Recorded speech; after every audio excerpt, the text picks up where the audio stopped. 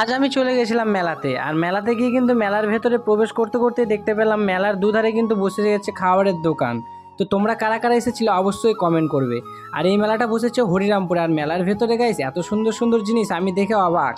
ঠেলাঠেলি করে এর ওর মাঝখান দিয়ে চলে গেলাম 10 টাকার দোকানে। গাইস এতটা ভিড় 10 টাকার দোকান আর 20 টাকার দোকানে, তোমাদেরকে কি করে বলে বোঝাবো। তো তোমরা কারা কারা এসে এই 10 টাকা 20 টাকার দোকান ভিজিট করেছো অবশ্যই জানাবে। আর হ্যাঁ, এখানে কিন্তু মেয়েদের রয়েছে চুলের কাটার ক্লিপ আর চুড়ি এতটা পরিমাণে রয়েছে, চাবির রিং আর ছিল মাথার বেল্ট। তো তোমরা কারা কারা এই মেলাতে এসেছো অবশ্যই কিন্তু কমেন্ট করতে ভুলবে না। আর গাইস মেলা মানেই তো জানো খাবারের সুস্বাদু ভান্ডার, সে হচ্ছে পাপড়ি চাট।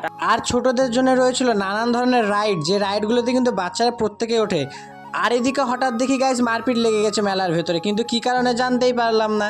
তাই ওইদিকে ধ্যান না দিয়ে আমি কিন্তু নাগরদোল্লার দিকে দেখছিলাম। আর এদিকে কিন্তু সব বাচ্চা কাচ্চারা প্রায় মজার সাথে রাইডগুলোতে উঠছিল, আর আমি কিন্তু দেখে সেটাই মজা করছিলাম। আর আমার কিন্তু আজ খুব আনন্দ লাগছিল, কেননা অনেকদিন পর আবার আমাদের হরিরামপুরে মেলা বসেছে।